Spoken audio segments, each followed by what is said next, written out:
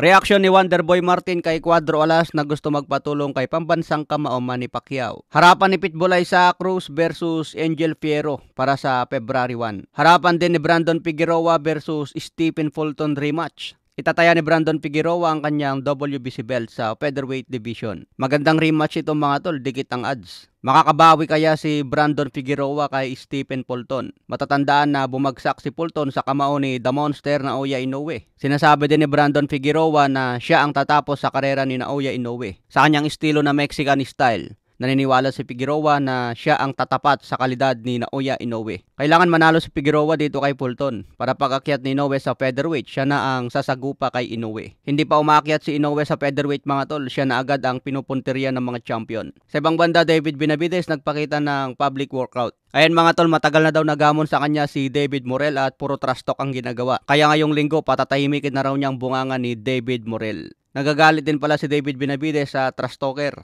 Kaya nagagalit din sa kanya si Canelo Alvarez sa kakatrash talk. Pero ang kagandahan kay Benavidez mga tol, pinapalagan niya ang trash talker. Pero iba naman kay Canelo Alvarez. Dahil daw sa pampabastos sa kanya ni David Benavidez, ayaw na niya itong palagan. Ayaw daw niya bigyan ng opportunity at ayaw niyang bigyan ng pera si Benavidez dahil bastos daw sa kanyang pagtatrash talk. Tingin ko mga tol, hindi valid na dahilan yun ni Canelo dahil mandatory challenger niya noon si David Benavidez. Ang kailangan lang ni Benavidez ngayon maging undisputed sa light heavyweight. Maglalaban sa February 22 si Beterbiev at Bivol. Kung sino ang manalo kay Bivol at Beterbiev, kailangan talunin ni David Benavidez. Ito na ang pagkakataon niya para palagan ni Canelo Alvarez. Kaya abangan natin ngayong linggo kung manalo si David Benavidez. Sa ibang banda naman, Teofimo Lopez, inuutusan na po ng WBO. Kailangan daw niya labanan ang manalo kay Arnold Barboza versus Jack Catterall. Kung hindi niya lalabanan ang panalo dito, pwede nang magbakante ng titulo si Teofimo Lopez. Tinatarget kasi ni Turki Al-Sheikh na ipalaban si Lopez kontra Jaron Ennis sa darating na October.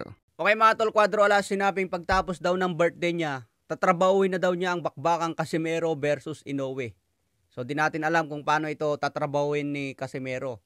Kailangan niya ng promoter para matrabaho niya ito laban kay Inoue. Samantala may reaction din si Wonderboy kay Cuadro Alas. Dahil lumalapit ngayon si Cuadro Alas kay pambansang kamao Manny Pacquiao, pare-kasa ng Inoue versus Casimero. Ayon sa Ifugao Promotion mga tol, bigyan ng barya yan, tatanggapin na niya yan.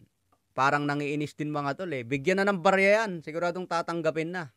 Parang namamalimos ng laban yung ganun mga tol Sinabi pa rito na wag daw masama ang sasabihin sa Cuadro Alas Brothers. Kailangan daw puro papuri, ayon dito sa Ifugao Promotion. Sa tingin nyo mga tol, mangyayari pa kaya ito?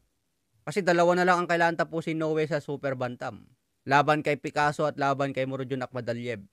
Pero kung makakabalik si Casimero sa MP Promotion, kayang gawa niya ni Sean Gibbons. Pero parang ang hirap paniwalaan na babalik si Cuadro Alas sa MP.